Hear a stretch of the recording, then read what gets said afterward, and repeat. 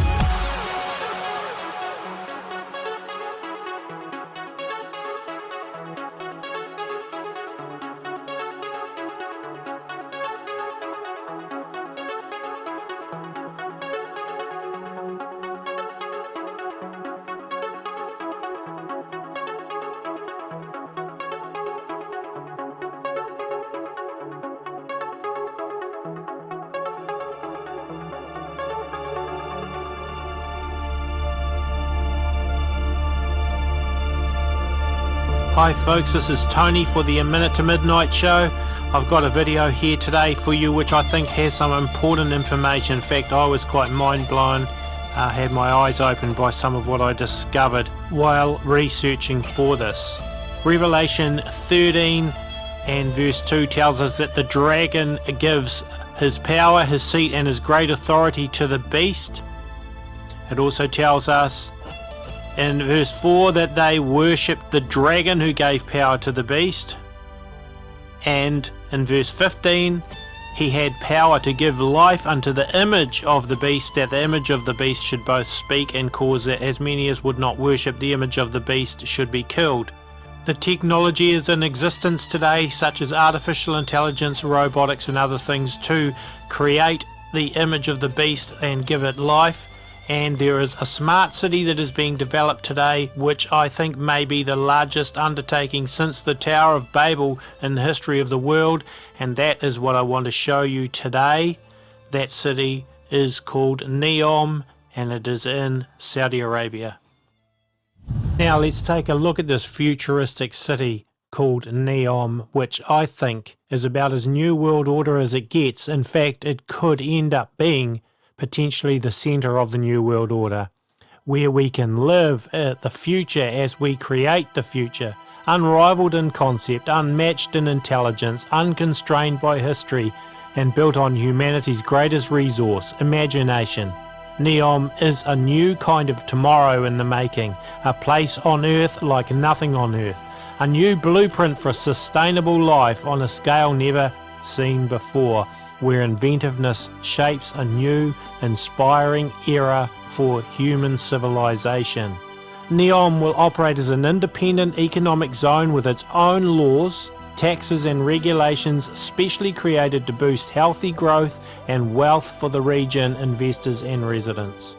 With energy that flows from the sun and wind, neighborhoods that can feed and clean themselves, technologies that make life everything it can be. This is where we can prepare together for the next era of human progress. Klaus Kleinfeld, the former chairman and chief executive officer of Siemens AG and Alcoa Incorporated, was appointed to lead the development of Neom. And this is set to be huge, folks. The special zone will be established in the northwestern region of Saudi Arabia and is set to include territory from within the Egyptian and Jordanian borders and to comprise a total area of 26,500 kilometres. And phase 1 of this is due to be completed in 2025. And this place is set to be basically swimming with robots and artificial intelligence.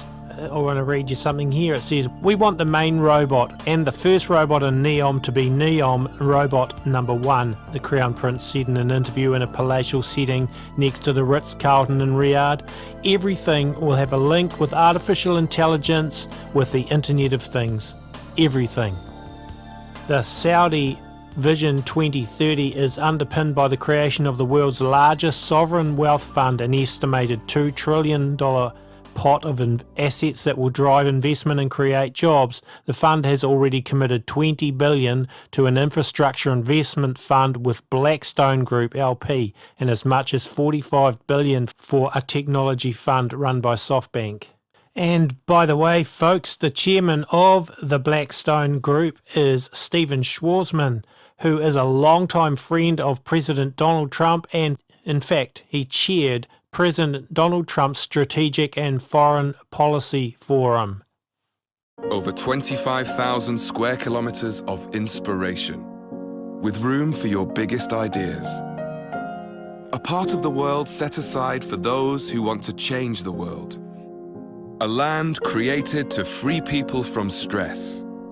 A place where pioneers and thinkers and doers can exchange ideas and get things done. A startup the size of a country that will change the way we live and work forever. Healthier, happier, with more time for the things that really matter. A truly global culture from every place and background you can imagine, that can show the rest of the planet how it's done.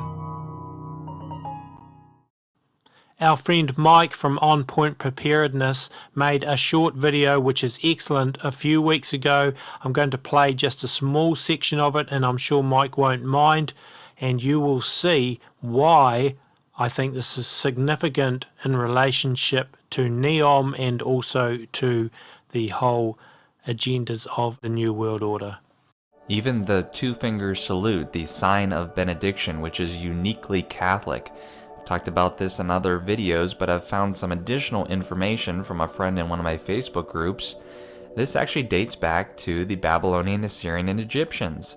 Serapis, or Jupiter Serapis, the Egyptian divinity whose bust is placed upon the mons Javus of the hand, was chiefly worshipped at Alexandria. So again, not only does it relate to the Baphomet statue, but it also relates to ancient Egypt. And this is, like I said before, uniquely Catholic. It's all over their idols and their sculptures and their paintings. That painting is a Salvator Mundi or Mundi by Leonardo da Vinci from about 1500, and it shows Jesus in a Renaissance dress giving a benediction with his right hand with those two fingers extended, like Mike pointed out, is also found on that Baphomet statue, and is also in his left hand holding a transparent rock crystal orb. Now I'm going to show you some very interesting correlations between the Salvator Mundi and Neom. In the trailer video on discoverneom.com you can see an orb with a upside down city in it, and so there you have it. And also don't forget the glowing orb that Donald Trump placed his hands on along with Al Sisi and the King of Saudi Arabia in 2017. Okay, now going back to the painting, the Salvador Mundi. It was sold at auction by Christie's in New York to Prince Badr bin Abdullah bin Mohammad Al Fahd on behalf of the Abu Dhabi Department of Culture and Tourism on November 15, 2017 for $450.3 million, setting a new record for the most expensive painting ever sold. The painting is to be on display at the Louvre in Abu Dhabi. Okay, now this gets interesting. The prince who supposedly bought the painting on behalf of the Abu Dhabi Department of Culture and Tourism is actually the chairman of Saudi Research and Marketing Group. And according to the Wall Street Journal, Saudi Arabia's Crown Prince Mohammed bin Salman was identified as the buyer of the record-breaking Da Vinci painting. US government intelligence and a Middle East artwork figure familiar with the purchase says Crown Prince Mohammed bin Salman used a proxy to purchase the 500-year-old Salvador Mundi. Now, I find it extremely interesting that a Muslim prince would spend $450 million to buy a Catholic painting with a rendition of Jesus giving the Catholic benediction and holding an orb in his left hand. Additionally, in light of the fact that I've just shown you that the Baphomet symbol is basically using that same benediction hand sign, now take a look again at the logo for Neom. At first you may not see it, but then it actually becomes obvious when you know what you're looking at that it is, hiding in plain sight, a symbol for Baphomet. Neom is absolutely a globalist's dream, a smart city designed by globalists for globalists. And the chief executive for Neom is Klaus Kleinfeld, who is a member of the Bilderberg Steering Committee, as well as being on the World Economic Forum, and he is a lifetime member of the Council on Foreign Relations. These are all organizations designed to bring about global government and a new world order. We've had a huge amount of interest and are talking to a lot of companies that are on the forefront of multiple technologies, wanting to partner and wanting to try out things in Neom. What speaks for Neom? I mean, one thing is a beautiful location. It's just wonderful. I was just there last week. We invited the top livability experts from around the world to spend some time in Neom with us to talk about future of livability. And I tell you what, it is as though you come to a place where the mind is at peace. At the same time, you know, we are creating a place where prosperity can be gained through creating a new future there. So on the technological side, a lot of people look at it and say we can try certain things out, and we can try it out without being held back by existing infrastructure, plus being allowed new types of legislation. So we have full legislative authority, and we've been asked by His Royal Highness the Crown Prince of Saudi Arabia, write this legislation in the most investor-friendly way and in the most future-oriented way, and this is what's currently happening. A number of large companies and countries are already looking to be involved in Neom, including the SoftBank Group, which is in Japan and are one of the largest companies in the world and the fourth largest publicly traded company in Japan. This is fantastic opportunity, as Crown Prince says, because of the leadership, because of the location, because of the people in the kingdom, we can make it happen. Also, the Russians are looking to get involved in it, calling it perhaps the most ambitious infrastructure project in the history of mankind. This definitely conjures up images of Nimrod and the Tower of Babel in my mind. Saudi Arabia and Egypt set up a $10 billion joint fund in March as well. Discussions are also underway between Saudi Arabia and Jordan as to Jordan's role in Neom. Bin Salman reportedly arranged a series of meetings between top Saudi officials and Israeli counterparts as well as members of the Egyptian government, according to the Emirati newspaper Khaleej Times. And officially it was to discuss Neom, but also no doubt to talk about the Palestinian peace plan.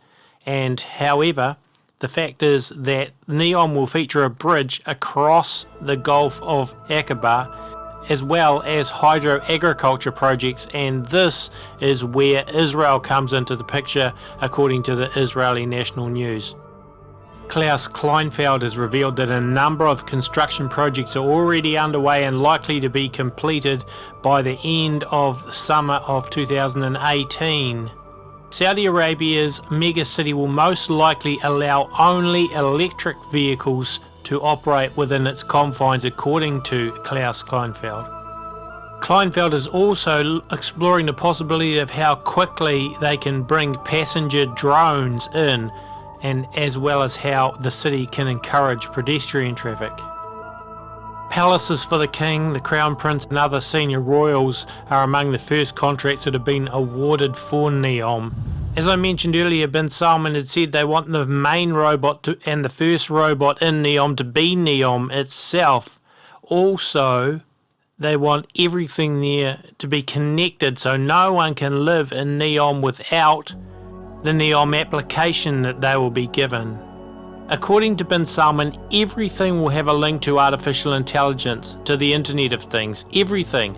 Your medical file will be connected with your home supply, with your car, linked to your family, linked to your other files, and the system develops itself in how to provide you with better things.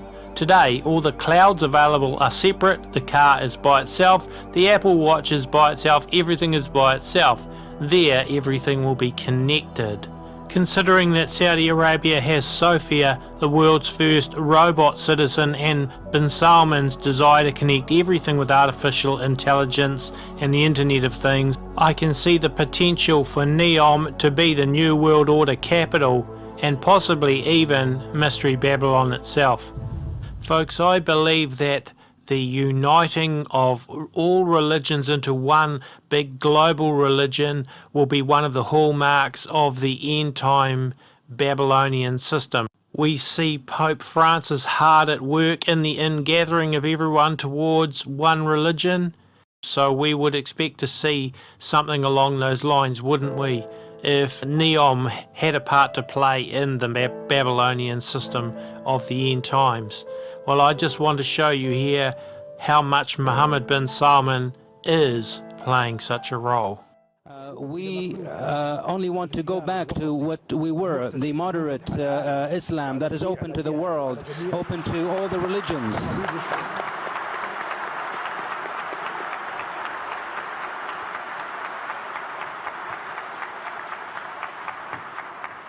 70% of the Saudi people are less than 30 years old.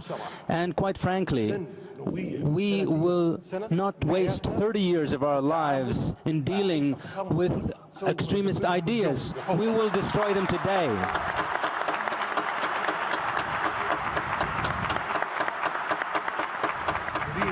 We want to live a normal life, a life that translates our moderate religion, our good customs. We coexist and live with the world and contribute to the development of our country and the world. This is something that there are steps that we have taken in the past that are clear. I believe that we will eradicate the rest of extremism very soon. So I don't think this is a real challenge, because we represent the moderate teachings and principles of Islam, and we have the right. The right is on our side and everything that we deal with. So I don't think that we are concerned. Thank you, Your Highness. Mohammed bin Salman started off his UK trip with a visit to the Queen, who hosted the young prince at Buckingham Palace, a sign of just how eager the UK is to bolster its ties with the Saudi kingdom. Your Royal Highness, very good to meet you indeed. Thank you so much for taking the trouble. Your Excellency. The Queen is the official head of the Church of England. Mohammed bin Salman met the Queen, met Theresa May, British Prime Minister, and also the Archbishop of Canterbury, who is the head under the Queen of the Anglican Church, and a whole lot of other Anglican officials.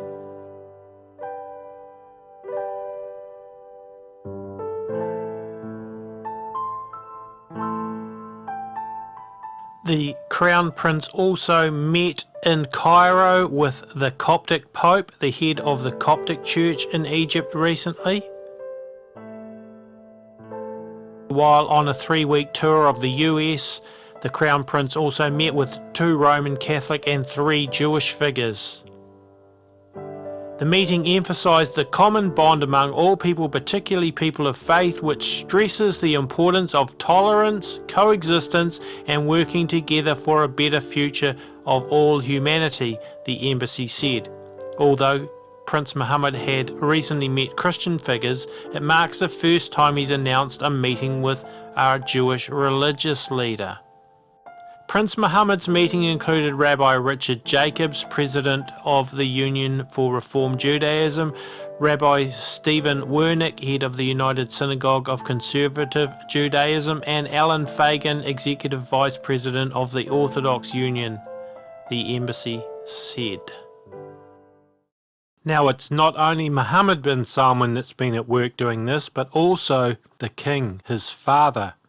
Saudi Arabia's King Salman met with the chairman of the Pontifical Council for Interfaith Dialogue at the Vatican, Cardinal Jean-Louis Touran, and his accompanying delegation.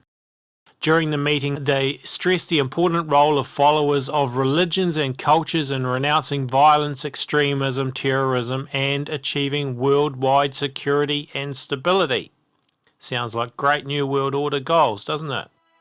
Touran was hosted by Riyadh-based Global Centre for Combating Extremist Ideology, or ETIDAL, which showed its work in combating extremist ideology. ETIDAL, Arabic for moderation, is an effort by the international community to expose, combat and refute extremist ideology. The centre was established in 2017 and located in Riyadh, the cooperative effort of more than 55 countries. The centre operates mainly around 3 pivots: ideology, technology and media. And it uses these to disrupt extremist recruitment and promote tolerance and coexistence among different religions and cultures. ETIDAL has designed machine learning systems and algorithms to detect violent and extremist online content.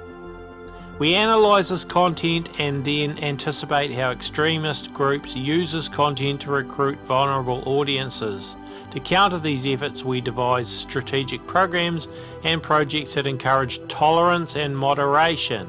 Following the visit, Cardinal Touran commented, "It's important to see that ETIDAL has a mission and a vision. The centre is very wise to analyse the causes of extremism. Most of the time, extremism is provoked by injustice." Yeah, that sounds like an excellent advertisement for Pope Francis. That's what he would say, wouldn't he? Touran is seen as an energetic promoter of dialogue between the Roman Catholic Church and Islam. Surprise, surprise. Now back to the glowing orb and Donald Trump. The reason he was there putting his hands on that orb was because he was there at the inaugural opening of the Global Centre for Combating Extremist Ideology on the 21st of May 2017. And the Saudis were given basically NSA type powers to spy on people on the internet. We've become very good friends over a fairly short period of time. I was in Saudi Arabia in May. Also, bin Salman visited the White House recently, and Saudi Arabia has negotiated with the US a massive deal to have arms and military equipment supplied to Saudi Arabia in the next few years. We're getting a $700 billion military proposal, and that's even a lot for you guys. So it's a great honor to have you and your representatives here. Crown Prince, thank you very much. Thank you for being here. Thank you, Mr. President. Actually, the relation between Saudi Arabia and the rest of America, it's an old relation. We are the oldest ally for the rest of America and the Middle East. Right. And more opportunities, and that's why we are here today, to be sure that we've tackled all the opportunities and achieve it, and also get rid of all the threats facing our both countries and the whole world. So I'm very glad to be here today. Well, that's right. And you know, one thing that you have been really focused on is the terrorism threat and the funding of terrorism. And whether it's Saudi Arabia or other countries, as we know, there will be no funding. We have a zero tolerance for the funding of terrorists. And we're working very hard, and I will say that Saudi Arabia has been working very hard on that, as are certain other countries in the Middle East. When I was there in May, I think it was one of the most incredible two-day meetings that I've ever seen, that anybody's ever seen. It was an amazing two-day period. We had 56 countries. Everybody was there, at the head of every country. Virtually, I guess, in every case, it was the head of the country. And we talked about terrorism and the funding of terrorism, and it will not be allowed. It will not be allowed. That would be the one thing that would end the relationship with any country.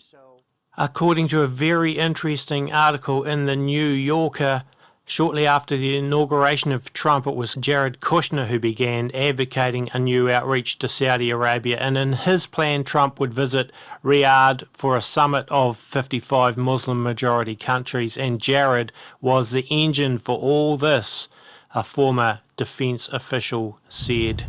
As Kushner grappled with the complexities of Middle East politics, he and Mohammed bin Salman began a conversation by telephone and email. They became very close fast, a former American official who sees Mohammed bin Salman periodically said. They see the world in the same way. They see themselves as being in the tech-savvy money world. Kushner followed up with a visit to Riyadh, the first of 3 such trips. The two men stayed up nearly until dawn discussing the future of their countries, according to this article in the New Yorker from the 9th of April. MBS gives the impression of being comfortable with Western Moors. In meetings with American women, he shakes their hands and looks them in the eye, which not every Saudi official will do.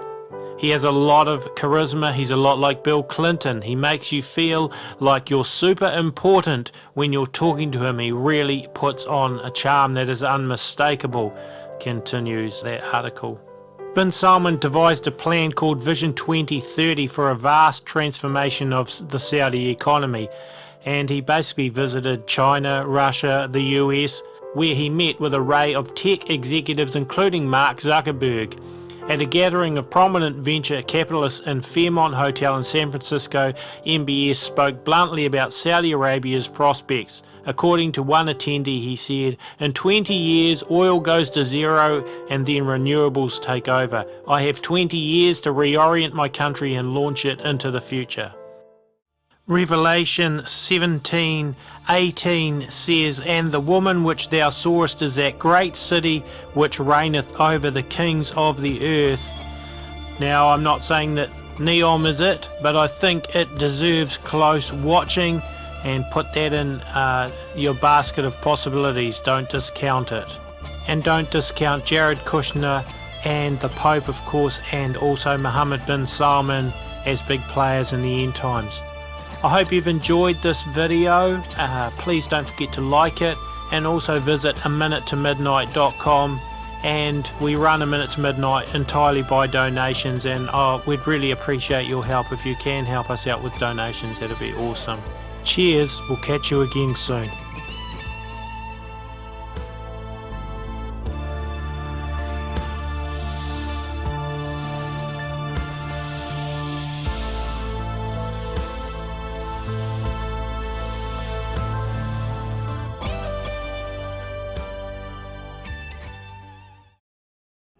A road diverges in the desert. Lexus. The road you're on, John Anderton, is the one less traveled. Make sure you follow the dice. Good evening. You can move the old-fashioned John Anderton. Klaus provides gourmet cuisine. John Anderton. You could use a Guinness right about now. Stressed out, John Anderton. Escape from it all, Harrison. Get away, John Anderton. Forget your troubles. So, John Anderton.